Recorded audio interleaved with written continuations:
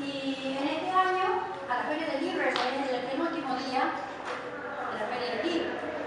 Y el lema que tomó este año, Cultura de la Patria Grande. Cuando hablamos de patria, en nuestro caso, pensamos en nuestro país, Argentina. Pero cuando hablamos de patria grande, pensamos en Latinoamérica. Y cómo las culturas, por medio de la globalización, se han ido concatenando, se han ido uniendo, se han ido conociéndose, y nos ha permitido entonces tener un conocimiento más acabado de cada uno y sentirnos hermanos. Ese sentimiento de hermandad, que si escuchamos las voces de nuestros ancestros, nos dicen, son hijos de esta tierra. Son hijos de esta tierra, por lo tanto, pertenecemos a una patria que amamos, que debemos respetar, que debemos cuidar.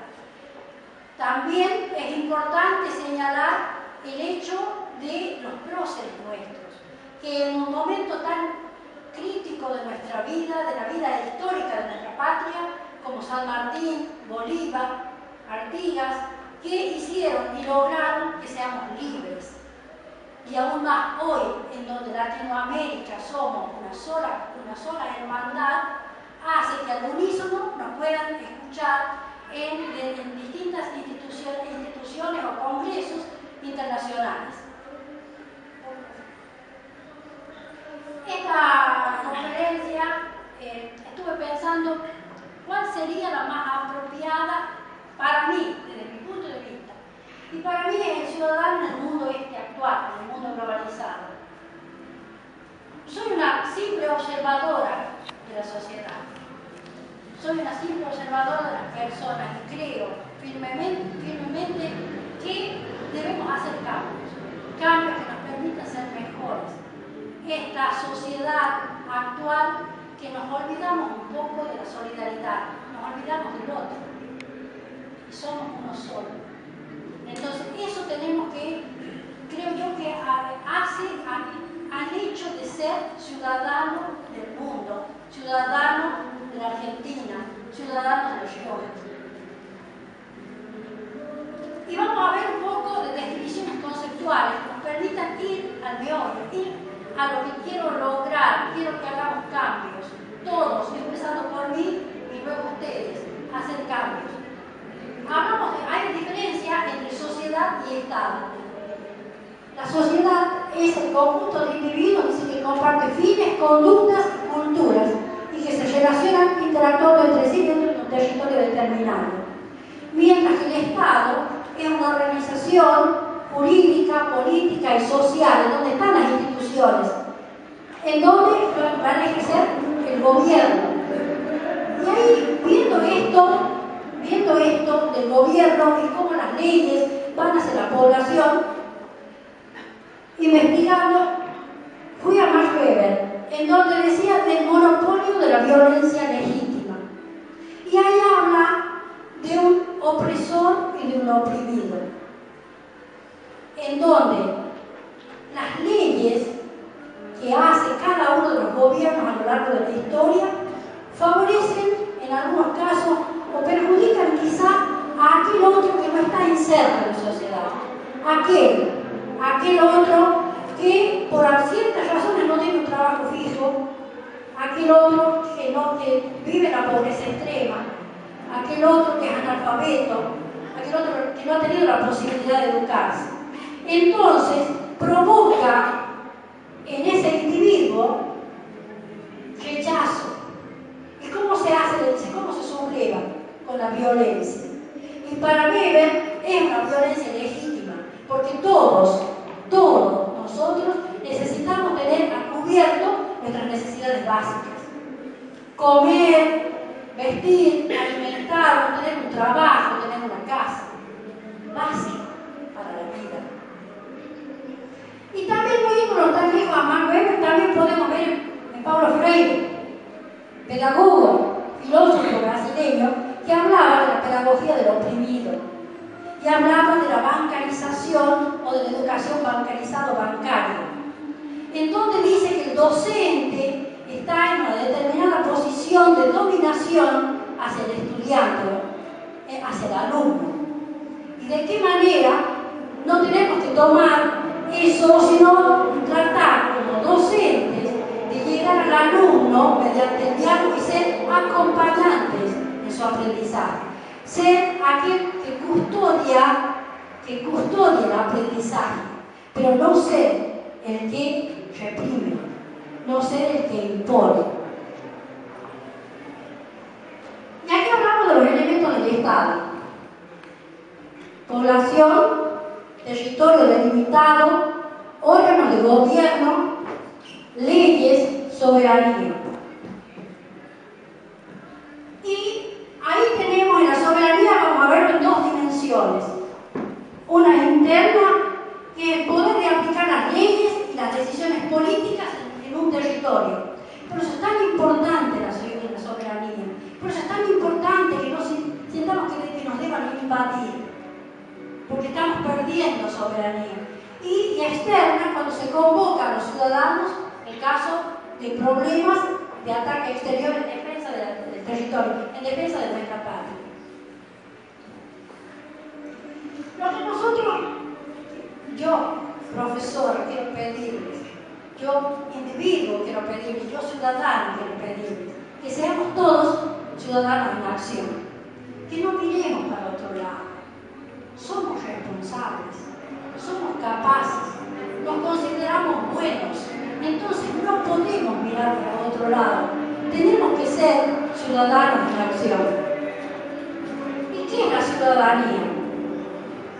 La ciudadanía es el conjunto de derechos y deberes por los cuales el ciudadano, el individuo, está sujeto en su relación con la sociedad en que vive. El hombre es un ser social, se relaciona con los demás, necesita relacionarse hasta para perpetuar la especie, necesita relacionarse. Por lo tanto, ser ciudadano es relacionarme con el otro, con ese que tengo al lado y que lo tengo al frente y al vecino. Tengo que ser un buen ciudadano, tengo que ser una buena persona. Por eso, la ciudadanía no solo es los derechos que yo tengo, sino también mis obligaciones. Acá están en distintas partes o ítems el ser ciudadano. Dice ejercer derechos y obligaciones en un Estado, participar activamente en la vida democrática. Un poco lo puse así para que vamos viendo y pintando en nuestra mente qué hacemos y qué no hacemos. ¿Cumplimos alguno de eso? ¿Nos falta mucho? ¿O no? O quizás seamos buenos ciudadanos. Ejercer derechos y obligaciones en un Estado, participar activamente en la vida democrática, defender y honrar la vida, cumplir y hacer cumplir la ley, denunciar la impunidad, trabajar por el bien común, preocuparse por el barrio, pagar los impuestos, opinar y comprometerse con lo propuesto, defender y portar los símbolos patrios, conocer nuestra historia, respetar a nuestros próceres, trabajar por los derechos humanos, no ser indiferente al sufrimiento de los demás, participar en las campañas por los necesitados, votar responsablemente.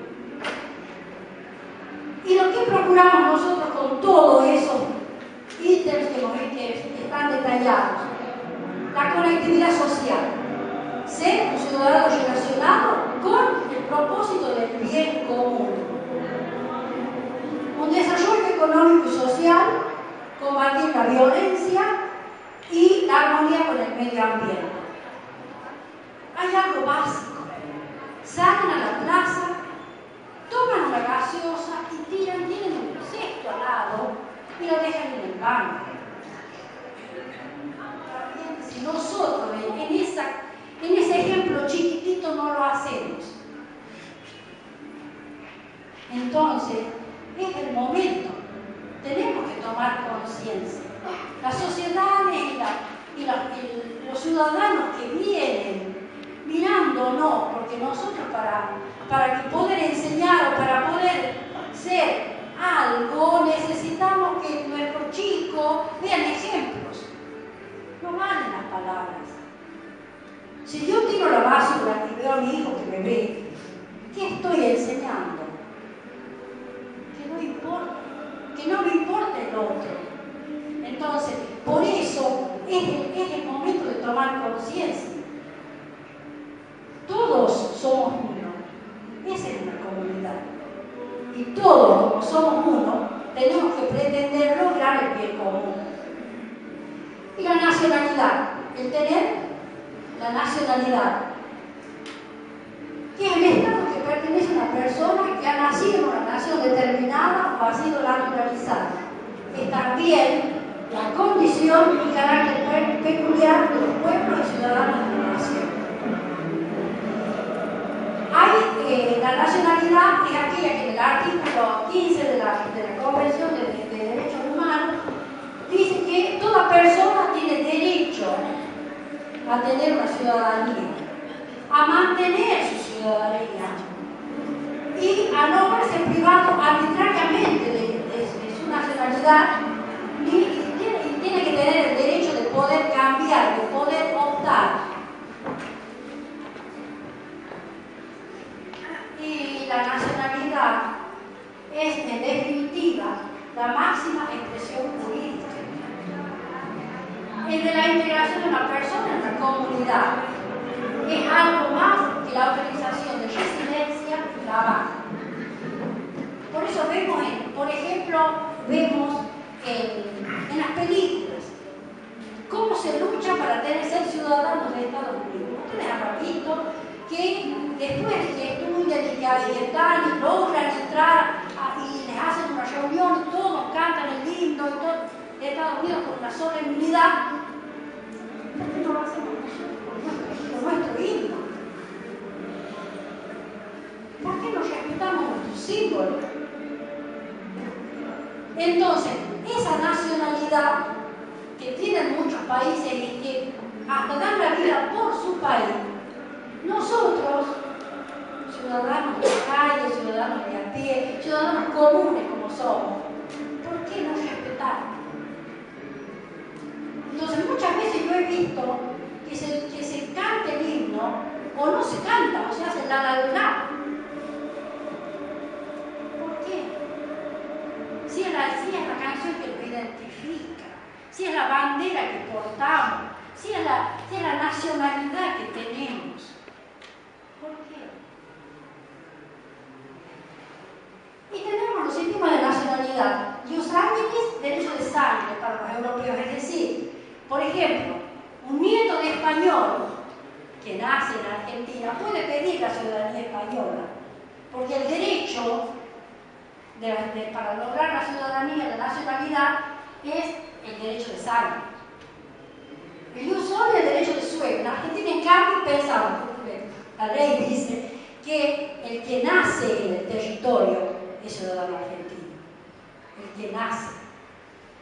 Y después tenemos otros derechos que son el jus domicili, que es el derecho de domicilio, de residencia, y el jus optandi, que es el derecho de optar por otra ciudadanía. Y ser ciudadano del mundo. ¿Y qué es ser ciudadano del mundo? Es no tener fronteras. Es sentirnos parte, en este caso, de América Latina, de nuestros hermanos, que hablan nuestro mismo idioma. Que vamos a ver desde el precolombino que venimos juntos. ¿Por qué no hacemos entonces el hecho de querer al otro? Yo esta mañana estuve en un acto muy lindo, dentro de un congreso, invitado por Raquel y acá, y se le da a hacer un homenaje a las madres de Plaza de Mayo, Liliana Yuca. Qué importante que es el reconocimiento a la lucha, a la trayectoria, al no quedarse, al no bajar los brazos. Entonces eso hace que nosotros aprendamos. Son ejemplos de lucha. Entonces, esos ejemplos de lucha son los que nos pueden llevar a nosotros a lograr ser mejores, por nosotros mismos primero, por nuestros hijos, por los demás, por la comunidad.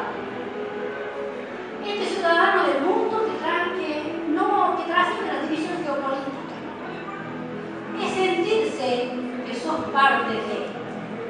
sentirse que tenés al hermano en el otro, es sentirse que podés estar en Brasil, que podés estar en Bolivia, que podés estar en cualquier otro país de sudamericano y sentirnos parte.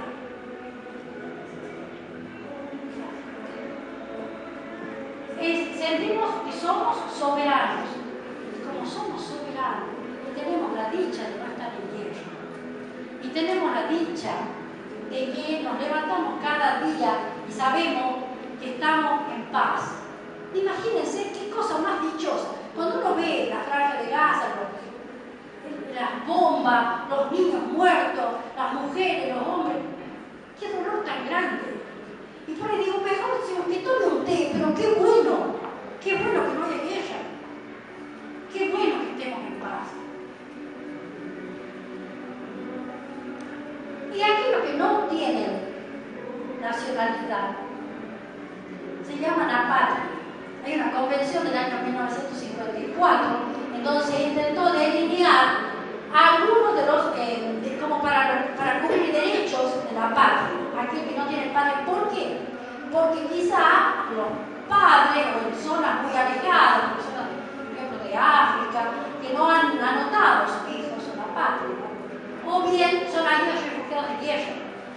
Entonces, que no pierden derechos a tener un trabajo estable, derecho a trabajar legalmente, que se le haga descuento para la jubilación, tenerlo en blanco, en otras palabras.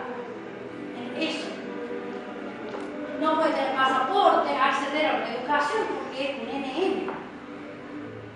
Y son los apátridas. Miren la cantidad, 12 millones de personas. No estamos hablando de uno o de dos. Por ejemplo, dicen los romaníes en Europa, después que los éxodos gitanos se han convertido en apátridas. Los nubios en Kenia, los rohingyas en Birmania. Estos apátridas tienen una cultura, mantienen sus orígenes, aunque no tienen nacionalidad. No los tienen en cuenta entre los estados, cuando son refugiados, no los tienen en cuenta, por eso se hizo esta convención, para un poco respaldar a la patria. A ese que tiene que manejarse dentro del estado en donde está refugiado. Y acá tenemos la patria de Tailandia, por ejemplo, proveniente desde el Laos, lo cual ha sido muy perseguido a lo largo de su historia. A lo largo de la historia, los apátridas no quieren tener, ¿por qué? Porque son personas que al no tener una nacionalidad son un problema para un Estado. Y la globalización, que bienvenida sea, pero también nos hace ver una serie de falencias que tenemos.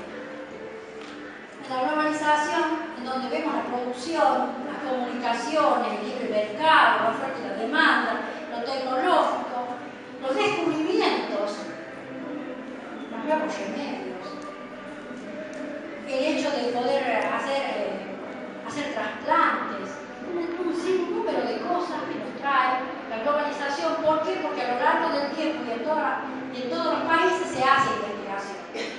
Entonces, al poderlo conocer, podemos también llegar a tener un nivel más o menos parecido a la de otros países.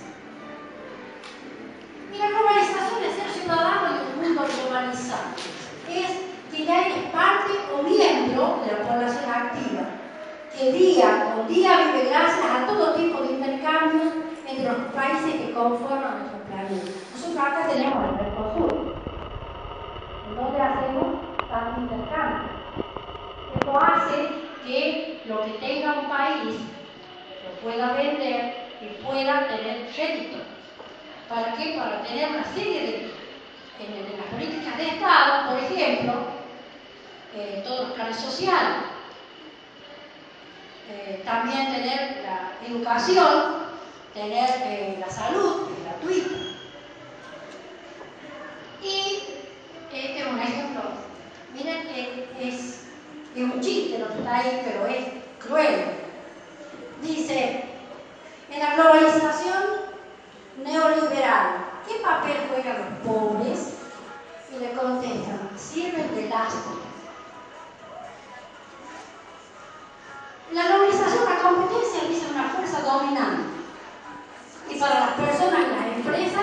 Lo importante en este mundo para poder sobrevivir es ser más competitivo que el vecino. Estamos hablando que tenemos que querer y apreciar al vecino. Acá nos dice que tenemos que competir. Está bien la competencia en su justa medida. Está bien competir con uno mismo, debería de ser primero. Es decir, yo quiero ser mejor cada día, estudiar, empezar, investigar, poder cada día tener un objetivo en nuestra vida. Entonces, esa es una competencia sana. Pero si yo voy a competir con el otro para ser más que el otro y para conseguir un puesto, no importa cómo, no está bien. Allí no tenemos una sana competencia. Y los beneficios potenciales de la globalización, dice economía y mercados globales, acceso universal a la cultura y a la ciencia, mayor desarrollo científico, técnico, economías de escala, menor costo de los factores. Y bueno, y ahora como que soy docente, la educación es el punto de partida para formar. Y sin educación vamos a tener una serie de falencias. Por ahí veía un dibujito en el Facebook, por ejemplo, que decía si se apuesta a la educación, tendríamos, sería menos oneroso que comprar balas. Entonces, ¿qué importante? En eso que parece un chiste, en eso que parece, sin embargo, encierra profundamente la decisión de que la educación es un privilegio humano. Es un privilegio de poder aprender, porque todos aprendemos, en todo momento estamos aprendiendo. Y es la fuente inspiradora que nos permite ejercer nuestra condición humana en el verdadero sentido de la palabra. Gracias a la educación, el hombre puede asumir una visión constructiva en la vida, con compostura y confianza en sí mismo. Y eso es lo que el año pasado, se acuerdan, lo que han pedido, es de la autodeterminación. Qué importante es ser autodeterminado y autónomo. Qué importante es tomar la decisión de ser mejor cada día. Qué importante es poder lograr metas, poner una meta chiquita, pequeña, pero qué satisfacción cuando las cumplimos. Pero tenemos un mundo en crisis. Guerras, destrucción ambiental, el agujero de ozono, la brecha entre el norte y el sur, desarrollados el sur de desarrollamos nosotros, las divisiones de naturaleza étnica, religiosa o idiomática. ¿Cuál es el problema? El problema de todo esto, de esta crisis que tiene el mundo, es no poner al ser humano y a la felicidad del hombre en el centro de todas las empresas, en la meta de todas las actividades. Si no tenemos en cuenta el hombre como lo más importante en la vida y no la producción y el consumo, vamos a tener, si tenemos en cuenta al hombre como eje de toda vida, vamos a poder tener un mundo mejor, de seguro. Y se llama los nadies, les podría decir los nadie, pero el autor puso los nadie y hay que respetarlo. De Galeano dice: los nadies, los hijos de nadie, los dueños de nada, los nadies, los ningunos, los ninguneados, corriendo la liebre, muriendo la vida, jodidos, re jodidos, que no son lo que sean, que no hablan idiomas sino dialectos, que no profesan religiones sino supersticiones, que no hacen arte sino artesanía, que no practican cultura sino folclore, que no son seres humanos sino recursos humanos, que no tienen cara sino brazos, que no tienen nombre sino número, que no figuran en la historia universal sino en la crónica roja de la prensa local. Los nadies, que cuestan menos que la vara que los mata. Imaginen eso. ¿Y cuántas veces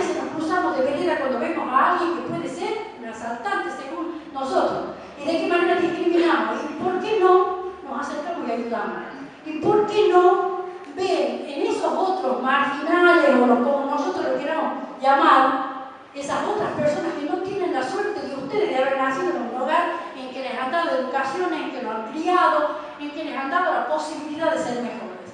¿Por qué no ayudar? Y nos tenemos que hacer cargo. Esta es la sociedad que tenemos, en este momento estamos y nos tenemos que hacer cargo. No al trabajo infantil, no a la desnutrición,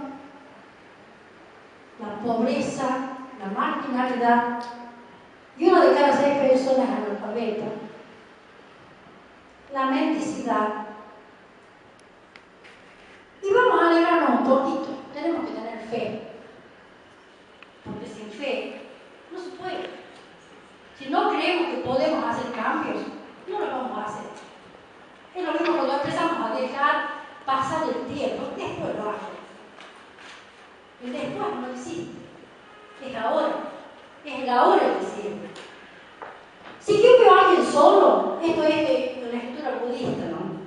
Si yo veo a alguien solo, alguien ha sido injustamente encarcelado o que ha perdido la libertad, si veo a alguien que padece a causa de la enfermedad, la desgracia o la pobreza, jamás lo abandonaré.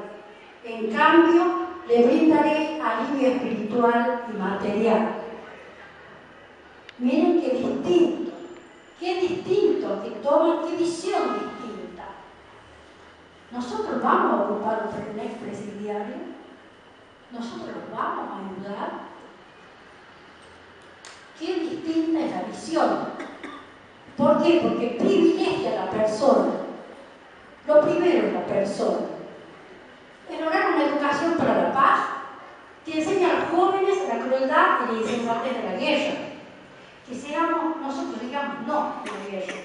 ¿Por qué? Porque es la peor miseria del mundo, porque no hay ni vencedores ni vencidos en la guerra. Todos pierden, porque todos pierden. Entonces tenemos que tener en nosotros la no violencia en nuestra sociedad. También una educación ambiental, que cuidemos nuestro ambiente, nuestra casa. La tierra es nuestra casa. Una educación para el desarrollo, haciendo un análisis de la pobreza y la justicia global. Una educación en derechos humanos, que cree conciencia sobre la igualdad y la dignidad insoslayable de la vida, el que nunca más sea cierto, y el que nunca más sea por los siglos de los siglos, que nunca más haya una madre que llore por su hijo, que no sabe a dónde está, que nunca más pasemos situaciones de extrema violencia, porque otro mundo es posible. Y esto es un filósofo budista también, comento, que decía, para lograr la paz del mundo, no basta con los tratados que establecen los políticos o la cooperación económica que crean líderes corporativos. La paz verdadera y perdurable se alcanzará únicamente mediante el establecimiento de lazos de confianza entre las personas en el nivel más profundo, en lo más recóndito de la propia vida. Es creer en el otro, creer que se puede, creer que podemos lograr. Eso es lo básico. Eso es lo básico. No nos podemos vencer antes de empezar a hacer el cambio. No podemos bajar los brazos, no tenemos el derecho de bajar los brazos porque somos una sociedad que habla, que se mueve, que cambia. En ese cambio tenemos que estar con la mejor idea, con lo más ético, con lo más moral. ¿Por qué? Porque creer que es posible vivir en paz, porque somos ciudadanos, porque somos responsables, porque somos reflexivos, somos autodeterminados, somos capaces. Y esto debemos ser ciudadanos solidarios y determinados, y de nosotros depende el cambio. Este cambio que les estoy proponiendo, este cambio que les estoy pidiendo, este cambio que quiero que lo hagamos juntos.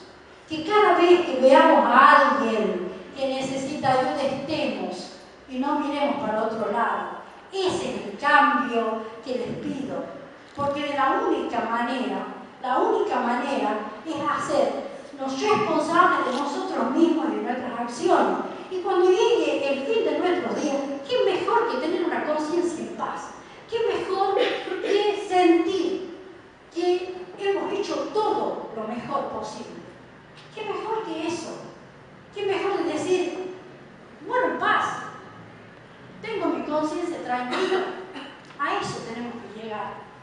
Y por eso, este es un poema de Amado Nervo, que me encanta. Y en una parte, es cierto, la vida tiene un montón de sinsabores. La vida tiene muchas alegrías, pero también tiene lucha. En esa lucha, quizás nos enemistemos con el otro. Y es este el momento en que ustedes piensen, reflexionen, ¿a quién he ofendido? ¿Con quién no me llevo bien? Y pedir perdón. Yo creo que el perdón es la palabra más sabia. El perdonar de corazón. Entonces, cuando perdonamos de corazón, que no haya rencores. También Amado Nervo, en otra poesía de él, decía, ¿rencores de qué sirven? ¿Qué hacen los rencores? Dice, no restañan heridas. Miren qué importante que es. ¿Para qué tener un corazón con rencor? El rencor me va a inmovilizar. No voy a llegar al otro. ¿Por qué? Porque tengo una serie de cosas que me ha hecho una injusticia, que este otro. Y voy haciendo un recuento increíble. Y al último damos cuenta que tenemos un montón de gente a quien en cierto momento le tenemos tenido rabia.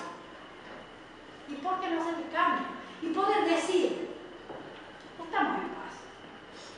Y dice, muy cerca de mi ocaso yo te bendigo vida, porque nunca me diste mi esperanza fallida, ni trabajos injustos, ni pena inmerecida. Porque veo al final de mi rudo camino que yo fui el arquitecto de mi propio destino. Que si atraje las mieles o la miel de las cosas, fui porque en ella puse miel o mieles sabrosas. Miel o mieles sabrosas. Cuando planté rosales, coseché siempre rosas. Cierto, en mis lozanías va a seguir el invierno. Jamás tú me dijiste que mayo fuese eterno. Hay que sin duda larga la noche de mis penas, mas no me prometiste tus solo noches buenas. En cambio tuve algunas santamente serenas. Amé, fui amado, el sol acarició mi paz. Vida, nada me debes. Vida, estamos en paz.